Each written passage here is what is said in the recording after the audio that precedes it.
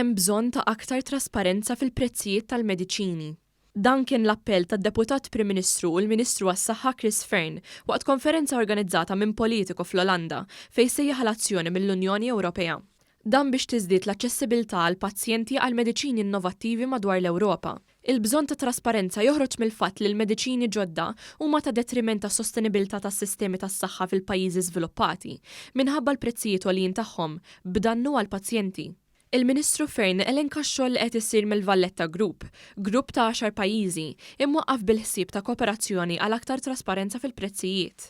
Qal li dan il-grupp qed jesplora metodi ta' kooperazzjoni fuq programma pjanar li jwasslu għal aktar informazzjoni fuq mediċini li jkunu għadhom qed jiġu żviluppati. Id-Deputat Prim Ministru ħabbar li Malta se tkun qed taħdem ma' Presidenzi futuri tal-Kunsill tal-Unjoni Ewropea biex it-trasparenza fil-prezzijiet u r-reżistenza ta' mikrobi għall-antibiotiċi tkun priorità fuq l-aġenda tal-Unjoni Ewropea.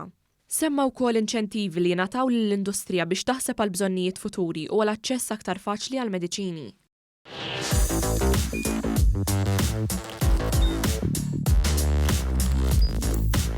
Idħol fuq one.com.mt u hemmhekk tista' tara l-programmi kollha li jxandru fuq One permezz ta' One Play.